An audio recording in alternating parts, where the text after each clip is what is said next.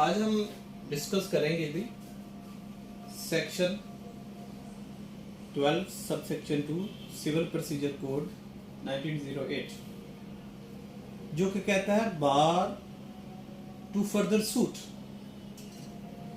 एक तो ये भी एक कोडल बार है, जैसे कि हमने पहले प्रीवियस सेक्शन में देखा। सेक्शन 9 कहता है कि ousters of jurisdiction of civil code, civil code की जुरिस्डिक्शन कब बार होती है, bar of jurisdiction of civil code. तो कुछ स्पेशल लॉ है, कुछ लोकल लॉ है जो बार करते हैं जुरिस्डिक्शन ऑफ सिविल कोड, और कुछ कोडल बार है। अब कोडल बार में जो कि हमने देखा कि सेक्शन 12(2) की शक्ल में है, सेक्शन 12 वो भी बार करता है, ऑर्डर 2 रूल 2 भी बार करता है, ऑर्डर 9 रूल 9 भी बार करता है, और ऑर्डर 23 रूल 1। इसी तरह ये कोडल बार है कि अगर कोई फैसला ऑलरेडी हुआ, जैसे सेक्शन 11 रेस जुडिकाटा, वो भी बार करता है कि ऑलरेडी एक डिसीजन हो चुका है तो वो कोर्ट उसी पार्टी के दरमियान उसी इशू पे दोबारा उसी मैटर को एडजुडिकेट नहीं करेगी।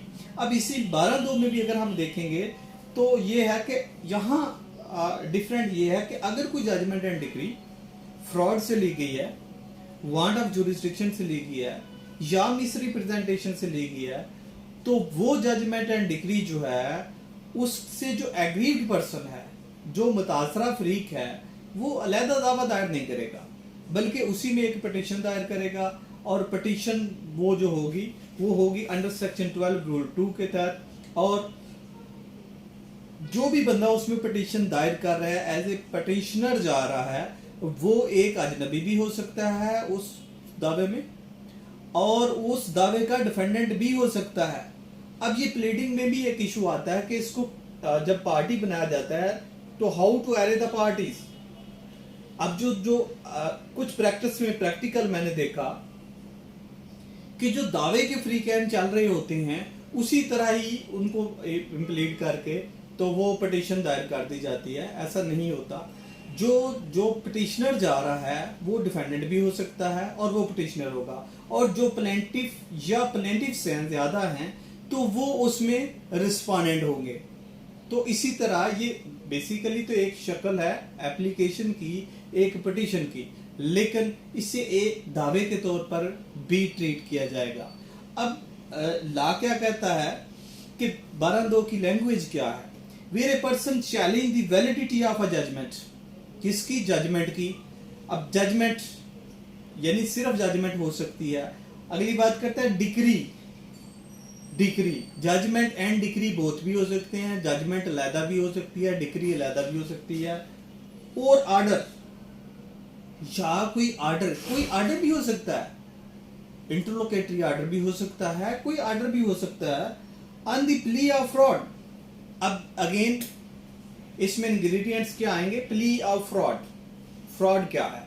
अब फ्रॉड है कि उसको ड्यू प्रोसेस ऑब्जर्व नहीं किया गया, समन नहीं किए गए, न्यूज़पेपर जो है वो प्रॉपर सर्व नहीं हुआ, सप्रेस कर दिया गया है इन लीग विद प्रोसेस सर्वर, या ये कि उसका एड्रेस गलत दिया गया है जहां वो डिफेंडेंट पिटिशनर, अब हम इसे कॉल करेंगे तो जब इसे कॉल करेंगे तो यूं कि पिटिशनर डिफेंडेंट यहां रिजाइड कर रहा है, उसका एड्रेस गलत है, और या कि कोर्ट को फैक्ट्स जो है वो कंसील किए गए हैं, उससे फैक्चुअल पोजीशन असल हकाइक से मख्फी रखा गया, बताया नहीं गया, और वांट ऑफ जुरिस्डिक्शन है, वांट ऑफ जुरिस्डिक्शन, मिसरिप्रेजेंटेशन और वांट ऑफ जुरिस्डिक्शन। अब know the want of jurisdiction क्या है? कि कोर्ट को एक्चुअल जुरिस्डिक्शन ही नहीं है लेकिन उससे फैसला ले लिया गया है, मसलन उसकी बार है जुरिस्डिक्शन, लैक ऑफ जुरिस्डिक्शन है, तो इस इशू में कोर्ट जो है वो डिसाइड कर देती है he shall seek his remedy by making an application to the court. अब वो कहते हैं जी ही शैल, अगेन लॉ में वर्ड्स जो है वो विल कभी नहीं इस्तेमाल होता, शैल ऑलमोस्ट शेल का अदरवाइज यूज ऑब्सोलीट हो चुका है। लेकिन ला में हमेशा जो वर्ड है वो शैल का ही इस्तेमाल होगा और वो शैल मैंडेट कर देता है। He shall seek his remedy by making an application. Basically इसे एप्लीकेशन ही कहेंगे, लेकिन इट आल्सो ए पिटीशन है, पिटीशन की शक्ल में आएगी। चूंकि प्लीडिंग में हमने ये भी देखना है कि बहुत से दावों में जब या पिटीशंस में या एप्लीकेशन में हम कभी किसी को पिटीशनर बोलते हैं, आमतौर पर उर्दू में उसे साइली कहेंगे, कभी उसे प्लेंटिव बोलते हैं और कभी उसे कंप्लेनेंट बोलते हैं। अब ये भी मतलब उसकी वेरिएंस हैं और उसकी लीगल पोजीशंस हैं। इट डिपेंड्स कि उसकी लीगल जो है पोजीशन क्या है। अगर तो वो कोई कंप्लेंट कर रहा है, वो प्राइवेट कंप्लेंट कर रहा है, या अदरवाइज वो कंप्लेनेंट है, तो फिर उसे हम बोलेंगे, कोई एफआईआर उसने करवाई है तो उसे कंप्लेनेंट बोलेंगे। और अगर वो कुछ सिविल दावा कर रहा है तो फिर हम उसे प्लेंटिव बोलेंगे, आमतौर पर साइल, लेकिन मदई प्लेंटिव बोलेंगे। और इसी तरह अगर यहाँ एप्लीकेशन मूव कर रहा है तो उसे पिटिशनर बोलेंगे। तो इसी जब वो पिटिशन है, पिटिशनर जो है वो एप्लीकेशन मूव करेगा, making an application to the court which pass the final judgement.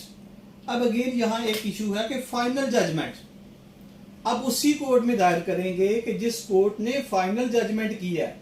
अब फाइनल जजमेंट कौन सी कोर्ट की हो सकती है? अब सिविल कोर्ट में एक दावा इंस्टीट्यूट होता है और फाइनलिटी ऑब्टेन करता है अप टू सुप्रीम कोर्ट। अब ये 12(2) जो है ऑनरेबल सुप्रीम कोर्ट में लाई करेगी, और अगर हाई कोर्ट की judgement and degree finality obtain कर जाती है तो फाइनल जजमेंट और डिग्री के खिलाफ या ऑर्डर के खिलाफ पिटीशन जो है वो हाई कोर्ट में जाएगी। और अगर सेशन कोर्ट की finality judgement and degree obtain कर जाती है तो फिर वो पिटीशन वहां जाएगी। और order and not by separate suit. Again यहाँ स्पेसिफिकली 12(2) एक अलहदा दावे को बार कर दिया जाता है कि अगर उन्हीं का कोई ग्रीवेंस है और जो उसमें जो ग्रीवेंस को एड्रेस करते हुए उसी कोर्ट के पास जाएंगे, नई कोर्ट के या नए दावे में नहीं जाएंगे। अब यह है कि जब प्रोसीजरल इसका तरीकाकार क्या है, जब 12(2) की पिटीशन जाती है तो इसमें कोर्ट के पास दो ऑप्शंस हैं। आइदर स्टेट वे उसको रिजेक्ट कर देती है अगर समिति है कि उसमें जो इंग्रेडिएंट्स हैं लैकिंग है। अब 3 इंग्रेडिएंट्स अगेन मैं रिपीट कर देता हूं कि क्या है, फ्रॉड है, मिसरिप्रेजेंटेशन है और वांट ऑफ जुरिस्डिक्शन है। इन 3 के अलावा कोई और इंग्रेडिएंट्स नहीं है। और अगर ये लैकिंग है पिटीशन में, मिसिंग है, मेंशन नहीं किए गए, तो फिर इट्स मीन टू बी के कोर्ट समझती है कि ये इनकम्पिटेंट पिटीशन है या उसमें ये लीगल फोर्स नहीं है।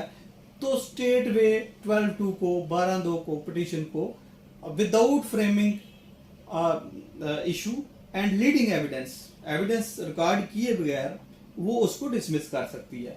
और दूसरा ये कि अगर कोर्ट्स ये भी समझती है कि इसमें कुछ कंट्रोवर्शियल जो पॉइंट्स हैं वो इस तरह हैं कि वो जो बगैर एविडेंस के डिसाइड नहीं किए जा सकते या नहीं हो सकते, तो कोर्ट जो है वो इशू फ्रेम करती है। इशू फ्रेम करने के बाद वो बोथ पार्टीज उसमें पिटिशनर हैं, रिस्पोंडेंट हैं, तो और अगर कोई तीसरा बंदा भी है तो उसको कॉल करेगी, उसकी एविडेंस रिकॉर्ड करेगी और देन फिर उसको डिसाइड करेगी।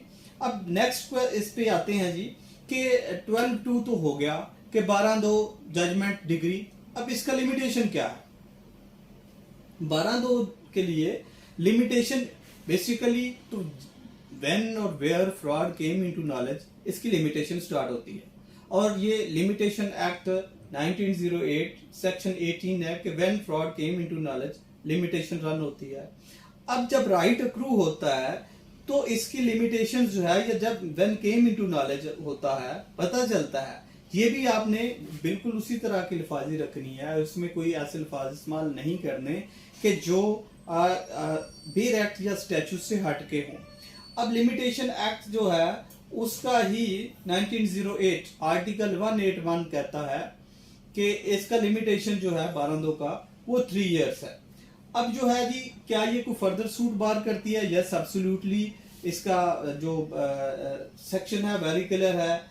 ये कोई कोडल बार है, जैसे कि हमने कहा कि ऑलरेडी ये कोडल बार है अलॉन्ग विद अदर सेक्शंस और अदर ऑर्डर्स। ऑर्डर 2 रूल 2 है, ऑर्डर 9 रूल 9 है और ऑर्डर 23 रूल 1 etc। तो ये इसके कोडल बार है। अब एक और क्वेश्चन है कि अगर कोई स्पेशल कोर्ट कॉन्स्टिट्यूट होती है, कोई ट्रिब्यूनल होता है और रेवेन्यू की कोर्ट है, क्या वहां 12(2) लाई करती है? तो यस एब्सोल्युटली।